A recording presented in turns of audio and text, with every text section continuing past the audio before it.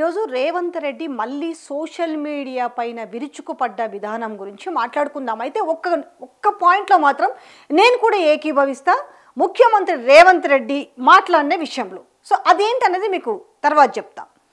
అయితే అసలు ఈరోజు మీరు చూడండి ఒకసారి, ముఖ్యమంత్రి రేవంత్ రెడ్డి మాట్లాడిన మాటల్లో ఒక అక్కసు కనిపిస్తుంది, ఒక ఫ్రస్ట్రేషన్ కనిపిస్తుంది. దీనికి అసలు ఇంత ముందు ఈరోజు యూట్యూబర్స్ జర్నలిస్టులు అని పేరు పెట్టుకుంటున్నారు అనే దాని మీద మాట్లాడిన విధానం కావచ్చు, రోడ్ల మీద తిరిగే ఆవారగాండ్లు వచ్చి మాట్లాడుతున్న విధానం కావచ్చు. ఈరోజు ఏదైనా పత్రికా సమావేశాలు పెడితే యూట్యూబర్లు ముందలొచ్చి కాలు మీద కాళ్ళు వేసుకొని కూర్చుంటారని చెప్తున్న విధానాలు. ఎస్, ఎక్కడికి వస్తారు? మీకు సెక్రటరియట్కి వస్తున్నారా యూట్యూబర్లు, లేకపోతే గాంధీ భవన్కి వస్తున్నారా? మరి గాంధీ భవన్లో ఒక బోర్డు పెట్టచ్చు కదా, యూట్యూబర్స్కి అలౌడ్ లేదు అనేసి. దానికి ఇంత రాద్ధాంతం ఎందుకు? ఇప్పటికే మీరు పోషించిన విధానంలో ఈరోజు వర్గాలు వేరు చేసి పెట్టారు. అయితే నేను ఇక్కడ ఏకీభవిస్తున్న విషయాన్ని కూడా నేను ఒకటే, ఎందుకనంటే యూట్యూబర్స్ అని చాలా గర్వంగా చెప్పుకోవచ్చు. నిజంగా ఎవరికైనా ఉంది. ఈరోజు యూట్యూబ్ అనేది లేకపోతే నిజంగా ఇంతమంది పుట్టుకొచ్చే వాళ్ళు కాదు. జర్నలిజం మీద ఇంట్రెస్ట్ ఉన్న వాళ్ళు మాత్రమే. సో ఏదన్నా కానీ 10కో పావులకో పరకో ఆ కాలం నుంచి ఈ కాలం వరకు ఉద్యోగాలు చేస్తున్న మంది మస్తుగా ఉన్నారు, వేలల్లో ఉన్నారు, లక్షల్లో కూడా ఉన్నారు. ఈ నేపథ్యంలో యూట్యూబ్ ఇచ్చింది అవకాశం. యూట్యూబ్ ఏమిచ్చిందనంటే, ఓహో ఇట్లా వార్తలు చేయొచ్చు. ఇంతకుముందు యూట్యూబ్లో ఏమొచ్చేది, అంతా కూడా బి గ్రేడ్ కంటెంట్ వచ్చేది. ఒకప్పుడు యూట్యూబ్ అంటే అదే తెలిసి ఉండేది. దాని తర్వాత ఏమైంది, శాటిలైట్ వాళ్ళు వచ్చేసి అందులో పనిచేసిన వాళ్ళు, వార్తాపత్రికలో పనిచేసిన వాళ్ళు కావచ్చు, శాటిలైట్లో పనిచేసిన వాళ్ళు వచ్చి వార్తలు చేస్తున్న నేపథ్యంలో యూట్యూబ్ ఇట్లా కూడా చేయొచ్చు అనేది అర్థమైంది. ఇక దాని తర్వాత ఏమైంది, రానున్న క్రమంలో మరీ 2-3 సంవత్సరాల నుంచి చూసుకుంటే ఎవరికైతే మాట్లాడగలుగుతామో లేదు. ఇప్పుడు ఎందుకంటే సెల్ ఫోన్లో కూడా వీడియోలు తీసుకునే అవకాశం కూడా వచ్చింది కదా, అన్ని స్మార్ట్ ఫోన్లే కదా. ఈ నేపథ్యంలో ఏమైంది, ప్రతి ఒక్కరు కూడా యూట్యూబ్ను ఆయుధంగా పెట్టుకోనో లేకపోతే దాని పరంగా కొంత ఇన్కమ్ సోర్స్ సంపాదిస్తూ బతుకుతున్న వాళ్ళ సంఖ్య కూడా ఉంది. దాంట్లో తప్పు పడడానికి ఏమీ లేదు. కాకపోతే ఇక్కడ నేను కూడా యూట్యూబర్స్కి చెప్పేది ఏంటంటే, మేము యూట్యూబర్స్ అని గౌరవంగా చెప్పుకోండి. దీనికి ఈరోజు యూట్యూబ్ అంటే మీ కోపం వచ్చినా ఓకేగా, నేను చెప్తున్నాను, జర్నలిస్టులను పెట్టుకోవాల్సినంత అవసరం అయితే లేదు ఈరోజు. ఎందుకంటే ఎవరు జర్నలిస్టులు అనే దాని మీద తీవ్రంగా చర్చ జరుగుతున్న నేపథ్యంలో ఎవరైతే యూట్యూబ్ నుంచే తమ ప్రయాణం సాగిస్తున్నారో వాళ్ళందరూ కూడా ఒక యూనిటీ అయ్యేసి, మీరు కూడా ఐఎన్పిఆర్కి వెళ్ళేసి మేమంతా కూడా యూట్యూబ్లో పనిచేస్తున్నాం, మాకు కూడా కొన్ని గైడ్లైన్స్ కావాలి, మాకు కూడా గుర్తింపు కావాలి అనేసి ఫామ్ అయ్యి వెళ్ళి అడగొచ్చు. కాకపోతే ఇక్కడ ఎప్పుడు కూడా ప్రతిసారి ఏమవుతుంది, వీళ్ళు జర్నలిస్టులు కాదు అనే పదం వస్తుంది. ఆ నేపథ్యంలోనే మళ్ళీ రేవంత్ రెడ్డి మాట్లాడిన మాటలేంది అంటే, ఇక్కడ ఏమవుతుందని అంటే జర్నలిస్ట్ ఒక్కటే ప్రాబ్లం వస్తుంది. అసలు జర్నలిస్ట్ అనే పదం పెట్టుకోకపోతే ఇవాళ డిస్కషనే లేదు. యూట్యూబర్ ఏముంది, కానీ ఇక్కడ ఏమవుతుందంటే నిన్న మన యూట్యూబ్కి వచ్చి కూడా జర్నలిస్ట్ అనే పదం పెట్టుకునేసరికి వీళ్ళకి ఒక సాకుగా దొరికింది, ఒక ఆయుధంగా దొరికింది. ప్రతిసారి వేదికలకు ఎక్కిన ప్రతిసారి మాట్లాడుతున్న మాటల్ని కూడా ఒకసారి మనం చూద్దాం. కూర్చొని కూర్చున్నాడు. ఇంతకుముందు నేను చూసినాడు, ఒక 15 సంవత్సరాల క్రితం నేను ప్రజాప్రతినిధిగా ఎన్నికైనప్పుడు పత్రికా సమావేశాలు పెడితే సీనియర్ రాగానే సీనియర్ జర్నలిస్ట్ ఏ పేపర్ అన్నా ఉండదు, లేకపోతే ఏ టీవీ అన్నా ఉండదు. జూనియర్స్ ఎవరైనా ఉంటే సీనియర్స్ వస్తే ముందర సీట్లో కూర్చున్న వాళ్ళు కూడా లేచి వాళ్ళకి సీట్ ఇచ్చి వెనక్కి వెళ్ళి కూర్చున్నారు కదా. బాగా చెప్పారు, సీనియర్సు జూనియర్సు అనే విధానం చెప్పారు. నిజంగా ఈరోజు యూట్యూబ్ కావచ్చు, లేదనంటే శాటిలైట్ కావచ్చు, పత్రికలు కావచ్చు, ఇవాళ మసాలా వార్తల గురించి కూడా మీరు మాట్లాడినారు కదా. ఎస్, నిజంగా చెప్పాలంటే అది మీ దగ్గర నుంచే షురువైంది. మీరు ప్రతిపక్షంలో ఉన్నప్పుడు మాట్లాడిన మాటలు కూడా అంటే జనాలు దీన్ని చూస్తే రెచ్చిపోతారు, ఈలలేస్తారు, చప్పట్లు కొడతారు అనేసి మీరు ఏదైతే మొదలుపెట్టిరో అదే ఈరోజు నడుస్తుంది. దీనికి ఎవరు అంటే కర్త కర్మ క్రియ మీరే. ఇంకా లేకపోతే ఒక పద్ధతిగానే ఉండే ఇదంతా కూడా ఎప్పుడు ఒక గత 5 సంవత్సరాల నుంచి అంటే ఎప్పటి నుంచి మీరు ఎప్పుడైతే కాంగ్రెస్ పార్టీలో చేరిండ్రో వర్కింగ్ ప్రెసిడెంట్ దగ్గర నుంచి మొదలు పెడితే గతంలో ఏమైందంటే సోషల్ మీడియా లేదప్పుడు. ఏమైనా కూడా వార్తలు తెల్లారి పేపర్లో చూసుకునేవాళ్ళు, లేదనంటే శాటిలైట్ ఛానల్స్లో ద్వారా వార్తలు తెలుసుకునేవాళ్ళు. కానీ ఏమైంది, ఒక 5 సంవత్సరాలు అనుకోండి, మీరు working president and PCC president, మీరు మీ పదవిని పెంచుకుంటూ మీ పరపతిని పెంచుకుంటూ మీరు తొడలుగొట్టి మీరు బూతులు మాట్లాడితే జనాలకు ఏమనుకుంటారు, ఇంకా మిగతా వాళ్ళు కూడా. అదొకటే కాదు, మీరు మాట్లాడడమే ఒక ఎత్తు అయితే మీరు పెంచి పోషించిన సోషల్ మీడియా వాళ్ళు, అందులో నాకైతే బాగా తెలుసు, బాజాబ్తా నేను దగ్గర నుంచి చూసిన దాన్ని కాబట్టి, మీరు పెంచిన సోషల్ మీడియా ఏం మాట్లాడింది, మరి ఆ రోజు ఇట్లాంటి మాటలు మాట్లాడలేదు. ఇదే ఒక సోషల్ మీడియాను అడ్డు పెట్టుకొని యూట్యూబ్ను అడ్డు పెట్టుకొనేసి ఆ రోజున్న ముఖ్యమంత్రిని పేర్లు పెట్టి వాళ్ళకి నిక్ నేమ్స్ పెట్టి మంత్రులకు నిక్ నేమ్స్ పెట్టి మాట్లాడుతుంటే రేపు ఒకవేళ మేము అధికారంలోకి వస్తే మాకు కూడా ఇదే జరుగుతుందేమన్న సోయి అయితే లేదా మరి? ఆ రోజు మీకు సోషల్ మీడియానేమో చాలా కళ్ళకింపుగా కనిపించింది, మీ పక్కన కూర్చోబెట్టుకున్నారు, మాట్లాడించుకున్నారు, వార్తలు చేపించుకున్నారు, వాళ్ళు ఏం మాట్లాడినా కూడా నవ్వుకున్నారు, అబ్బా శబాష్ అనుకున్నారు. ఏమేం మాట్లాడారు? మీరు ఈ రోజన్న ప్రకారమే బూతులు మాట్లాడుతున్నారంటే అసలు ఈ బూతుల పర్వం మొదలుపెట్టింది ఫస్ట్ మీరు, సెకండ్ మీరు పెంచి పోషించిన సోషల్ మీడియానే. ఒక రాష్ట్ర ముఖ్యమంత్రికి ఇంకా మీ అదృష్టం బాగుంది, ఈరోజు ఏ సోషల్ మీడియా కూడా మీకు ఇంతవరకు ఒక నిక్ నేమ్ పెట్టిందా? మీరు పెట్టుకున్న నిక్ నేమ్నే మిగతా వాళ్ళు ఎవరైనా మాట్లాడుతున్నారేమో గుంపు మేస్త్రి అని, కానీ ఎవరన్నా మీకు ఒక నిక్ నేమ్ పెట్టిరా? కానీ ఆ రోజున్న ముఖ్యమంత్రికి సోషల్ మీడియాను అడ్డు పెట్టుకొని ఆడోళ్ళకు కూడా అంటే ఎంపీ స్థానంలో ఉన్న మహిళని కూడా ఘోరంగా కించపరుస్తూ మాట్లాడితే ఆ రోజు ఎందుకు మీరు ఈ విధంగా మాట్లాడలేకపోయారు? అంటే ఏదైనా మీరు మొదలుపెట్టింది ఈరోజు మీకే వచ్చి తాకింది. గౌరవం గురించి మాట్లాడుతున్నారే, మీరేం రెస్పెక్ట్ ఇచ్చారు సీనియర్లకు? మీకు ఆ రోజు సీనియర్ మరి ముఖ్యమంత్రి కేసీఆర్ సీనియరే కదా, ఆ సీనియర్కి మీరేం రెస్పెక్ట్ ఇచ్చారు? ఇప్పుడు కూడా సీనియరే కదా, మరి ఏం రెస్పెక్ట్ ఇస్తున్నారు?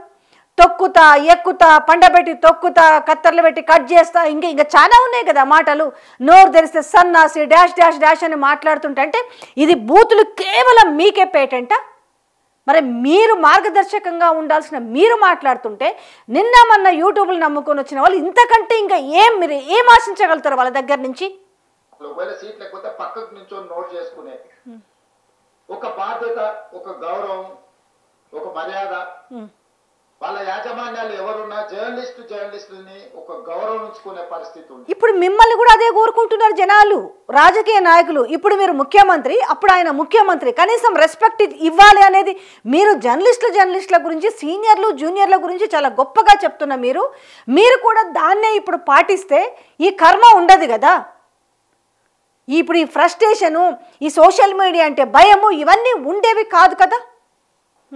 ఇప్పుడు ఆ పరిస్థితి పూర్తిగా దెబ్బతింది. వాడు ఖాళీగా ఉంటాడు కాబట్టి 3 గంటల ముందే వచ్చి ముందర కుర్చీలో కూర్చుంటాడు, కాలు మీద కాలు వేసుకొని.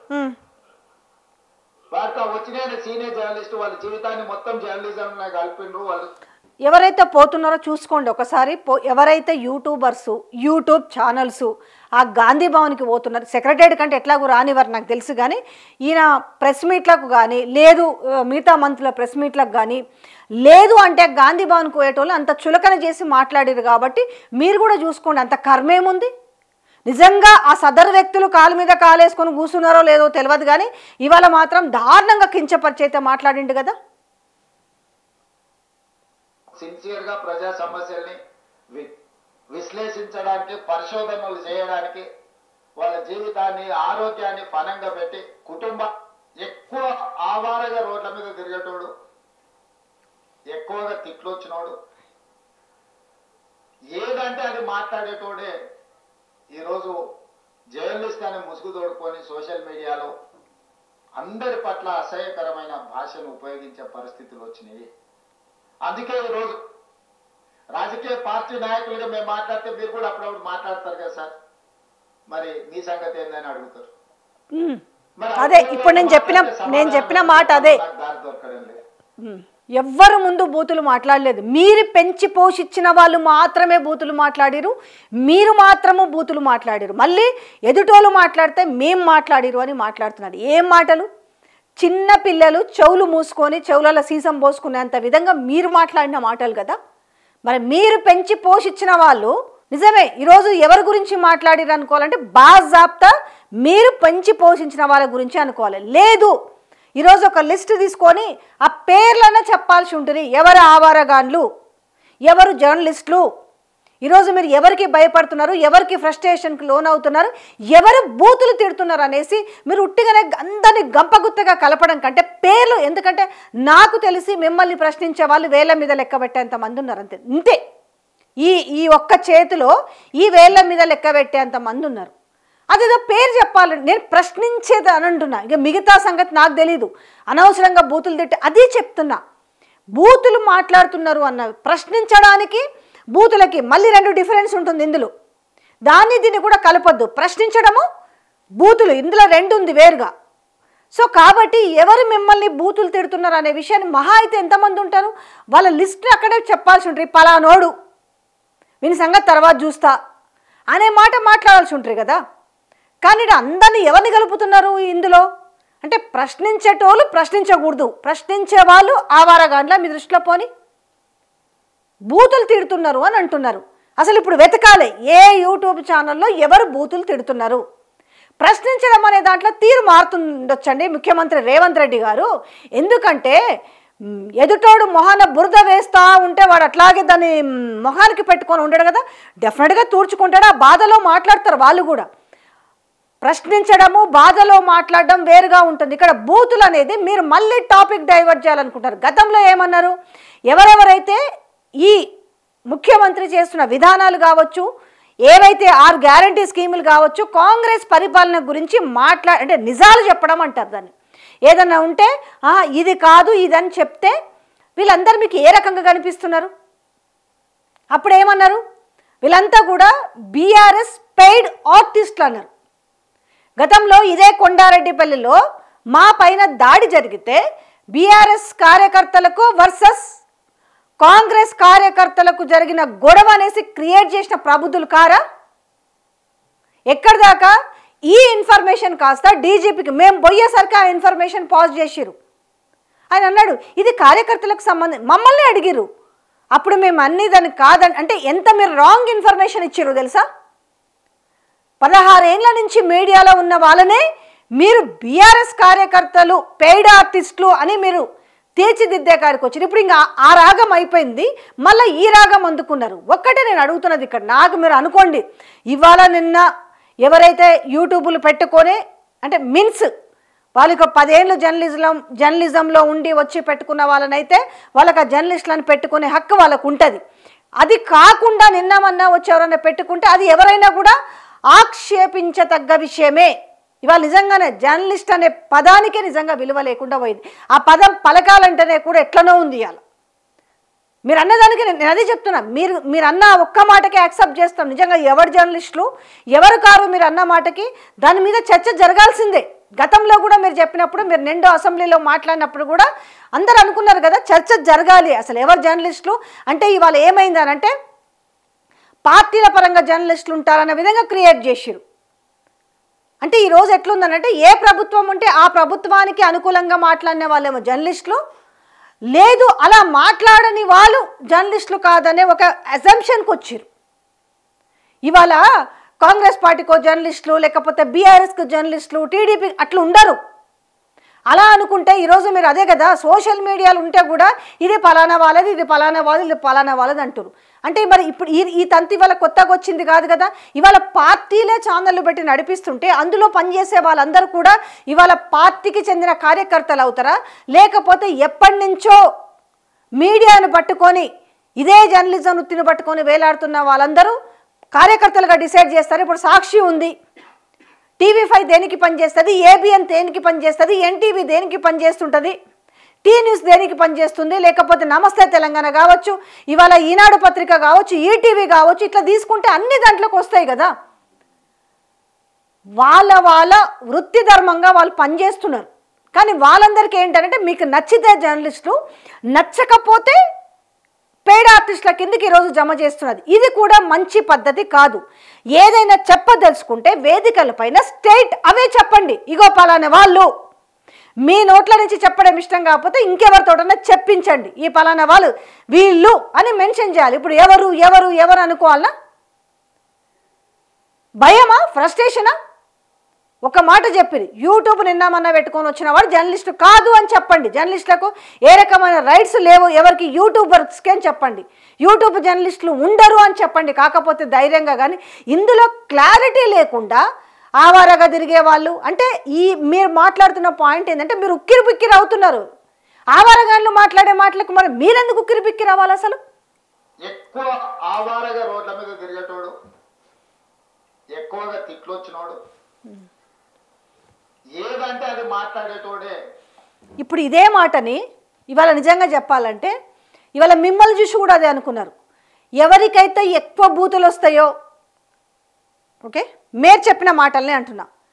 ఇలా వాళ్ళే ముఖ్యమంత్రులు అవుతారు, వాళ్ళకే ఆ టాలెంట్ ఉందనేసి ఎవరో అనుకుంటలేరు. ఏం తెలుసా, ఇది మేము చెయ్యలేకపోయినాం అనేసి మీ కాంగ్రెస్ పార్టీలో ఉన్న లీడర్లే, మీ వెనకాల ఉన్న మంత్రులే అనుకుంటున్నారట. అరే గిట్లా మేము మాట్లాడుంటే మేమేదో కాస్త నీతి న్యాయం అనుకున్నాము, కానీ కాస్త పద్ధతిగా మాట్లాడాలనుకున్నాము, లేదు ఇట్లనే మేము కూడా మాట్లాడుంటే ఈయనంది సీఎం అయ్యేది, మేమే అవుతుంటాం కదా. ఇంతమంది ఉన్నారా కదా, మీరు ఎత్తుకున్న కొత్త భాష ఏంది, ఎంత వీలైతే ఎంత తొడగొట్టి ఎంత సవాళ్ళు చేసి అంత అటెన్షన్ గ్రాపింగ్ చేస్తేనే జనాల్లో నేను నిలబడతాను అనుకోనే కదా మీరు షురూ చేసిరు. మరి అప్పుడు అలా అని మిమ్మల్ని ఆ మాట అనగలుగుతారా ఆవారా అనేసి ఒక్కసారి ఆలోచించారు. ఇవాళ అందరూ ఏ వ్యక్తినైతే మీరు అదే అంటారు చూడ, పాముని పెంచి పోషిస్తే అది తిరిగి మనల్నే కాటేస్తుంది అన్న చందంగా మీరు ఎవరినైతే పెంచి పోషించిరో వాళ్ళే కదా ఈ బూతులన్నీ వాడింది. ఇప్పుడు మీరు వాళ్ళని తిడుతున్నారా? ఎందుకంటే ఈరోజు మళ్ళీ మిమ్మల్ని తిరిగి వాళ్ళు అనుకున్నది అక్కడ వర్కౌట్ కాలేదని మరి తిరిగి వాళ్ళు మిమ్మల్ని కౌంటర్ అటాక్ చేసినందుకు వాళ్ళని అంటున్నారా, లేకపోతే ప్రశ్నించటోల్ని ఆవారగాళ్ళు అంటున్నారా? ఒక క్లారిటీ మిస్ అయ్యిండ్రు మీరని నేను బాజాబ్తా చెప్తా. క్లారిటీతో ఉండాలి. ఈసారి ఇది మూడోసారి మీరు మాట్లాడడం. గతంలో జర్నలిస్టుల ఇళ్ల పట్టాలకు సంబంధించి ఆ రోజు మాట్లాడిరు, రెండోది అసెంబ్లీలో మాట్లాడిరు, గుడ్డలు తీసుకొడతాము అనేసి ఇద్దరు మహిళా జర్నలిస్టులకు సంబంధించి. సరే, ఒకరంటే ఆమె యూట్యూబ్లో చేస్తుంది, ఇంకొక ఆమె అయితే సీనియర్ జర్నలిస్ట్ అనే విషయం మీకు అందరికంటే మీకే బాగా తెలుసు, గుడ్డలు కూడా తీసుకొడతామని చెప్పారు. దాని తర్వాత ఇది మూడోసారి ఇప్పుడు మీరు మాట్లాడడం నాకు తెలిసి. బట్ మీరు క్లారిటీ మిస్ అవుతున్నారు. ఒక క్లారిటీకి రండి అని చెప్తున్నాం. ఏదో పెడతాము, ఏదో కమిటీ వేస్తాం, ఎవరు జర్నలిస్టు కాదో తేలుస్తాము అన్నారు. కానీ తేల్చండి అని కూడా అంటున్నాం. ఎట్లా తేలుస్తారో తేల్చురు అని కూడా మేము అంటున్నాం. ఈరోజు జర్నలిస్ట్ అనే ముసుగు తోడుకొని సోషల్ మీడియాలో అందరి పట్ల అసహ్యకరమైన భాషను ఉపయోగించే పరిస్థితులు వచ్చినాయి. అందుకే ఈరోజు రాజకీయ పార్టీ నాయకులుగా మేము మాట్లాడితే మీరు కూడా అప్పుడప్పుడు మాట్లాడతారు కదా సార్, మరి మీ సంగతి ఏందని అడుగుతాం. సో ఓవరాల్గా చెప్పొచ్చేది ఏంటంటే, ఈసారి మీరు క్లారిటీ మిస్ అవ్వకుండా క్లారిటీతో రండి. అదే నేను ఒక్క మాట మళ్ళీ మీతో ఏకీభవిస్తున్నాను, అదొక్కటే. అడ్రస్ లేని వాళ్ళు వచ్చేసి నిన్న వచ్చి యూట్యూబ్ మైకులు పట్టుకొని అసలు శాటిలైట్లకో లేకపోతే పత్రికలకో వాళ్ళు ఎప్పుడు కూడా గతంలో చేసిన ఆనవాళ్ళు లేనిగా వాళ్ళు కావచ్చు, దాన్ని మేము కూడా ఖండిస్తాం. కానీ అందులో అందరూ అలా లేరు. యూట్యూబ్లో చేస్తున్న వారు ఇవాళ చాలామంది జర్నలిస్టులు ఉన్నారు. పేర్లు ఇక్కడ నేను అప్రస్తుతం, కానీ ఆల్మోస్ట్ ఈరోజు 100 మంది అని వెళ్తారు నాకు తెలిసి, ఇంకా నేను తక్కువే అనుకుంటున్నా. వీళ్ళందరూ కూడా 10 సంవత్సరాలకు పైబడి, నేను ఎందుకనంటే మనకు ఒక ఇండిపెండెంట్ జర్నలిస్ట్ అనే గుర్తింపు కార్డు రావడానికి కూడా ఒక 10 years సాచ్యురేషన్ పీరియడ్ తీసుకుంటారు కాబట్టి చెప్తున్నా, ఒక 100 మందికి పైగానే ఉంటారు. సో అందుకనే మీరు మాట్లాడేటప్పుడు పిచ్చ క్లారిటీతో రండి. ఈసారి ఈ 100 మందిని మినహాయించి మాట్లాడతారా, ఈ 100 మందిని కూడా ఇందులోనే కలిపి మాట్లాడతారా? సో చివరిగా ఒక పాయింట్ ఏంటంటే, మళ్ళీ మీరు సోషల్ మీడియా ఇన్ఫ్లుయెన్సర్ అంటే బాగా ఇన్ఫ్లుయెన్స్ చేయగల వాళ్ళతోటి మీరు పెద్ద ఒక సమావేశం పెడతారట. సమావేశం పెట్టి మళ్ళీ మీ యొక్క సంక్షేమ పథకాలను మీరు చేస్తున్న అభివృద్ధి కార్యక్రమాలని వాళ్ళ ద్వారా ప్రమోట్ చేసుకుంటారట. మళ్ళీ ఇదేంది? ఇప్పుడు ఇదే సోషల్ మీడియాని తిడతారు, మళ్ళీ ఇదే సోషల్ మీడియా వాళ్ళకి పైసలు ఇచ్చి మళ్ళీ మీరు ప్రమోట్ చేసుకుంటా అంటారు. ఇవాళ మీరు నడుపుతున్న సోషల్ మీడియాల సంగతి ఏంది? ఒక్కసారి అది చూసుకోండి. ఇవాళ మీరు నడుపుతున్న సోషల్ మీడియా గురించి మాట్లాడుతున్నారా, లేకపోతే మీరు పెంచి పోషించిన సోషల్ మీడియా పర్సన్స్ గురించి మాట్లాడుతున్నారా? ఏం మాటలు? ఎక్స్లో చూసుకోండి ఒకసారి. ఉచ్చం నీచం అనేది తెలియకుండా పోస్టులు పెడుతున్నా మీ కళ్ళ కనిపిస్తలేదా? మీ యొక్క ఫ్యాక్టరీ నుంచే కదా వస్తున్నాయి, మరి వాటిని ఏమంటారు? అంటే ఏమనాలంటే దీన్ని, అంతే. ఇది ఎట్లుందనంటే గురువింద గింజ సామెత ఉంటుంది. ఇంకేమన్నారంటే, మీరు ఎప్పుడూ ఎక్కడా అబద్ధాలు చెప్పలేదా, నిజాలు దాచిన కానీ అబద్ధాలు చెప్పలేదట. బా ఇదేందో నాకైతే ఈ కొత్త తెలివేందో నాకు అర్థం కాలేదు. నిజాలు చెప్పలేదట, నిజాలు దాచుంటాను కానీ అబద్ధాలు మాత్రం చెప్పలేదు. బనగచర్ల మొన్నటి పాతవి పక్కన పెడదామా, ఒక్కటి తీసుకురానా? మీరు ఎంత భయంకరమైన అబద్ధం మీరు ఆడినడానికి రుణమాఫీ విషయంలో అబద్ధం ఆడలేదా? కనిపించిన ప్రతి ఎక్కడికి పోతే అక్కడ ఆ గుళ్ళో ఉన్న దేవుడి మీద ప్రమాణం చేసి మీ అందరికీ 2 లక్షల రుణమాఫీ చేస్తా అని చెప్పి ఎంతమందికి చేసిరు? ఎంతమంది మీరిచ్చిన మాట ప్రకారం చేసిరా? దాన్ని అబద్ధం అనరా? ఈరోజు మీరు 60,000 ఉద్యోగాలు మేము ఇచ్చినామని చెప్తున్నారే, అది అబద్ధం అనరా? మొన్నటికి మొన్న బనకచెర్ల విషయంలో ఓ దిక్కుకెళ్ళి పక్కన నిమ్మల రామానాయుడు, ఆయన నీటిపారుదల శాఖ మంత్రినేమో మేము బనకచెర్ల కడతామని ఆయన చెప్తే అసలు ఆ అంశమే డిస్కషన్కి రాలేదని మీరు చెప్పిన విధానం ఏమైంది? లోకేష్ కూడా చెప్పిండు కదా, ఎట్టయినా సరే మేము బనకచెర్ల కడతాము అని చెప్పిండు అనంటే ఇవి అబద్ధాలు కాదా?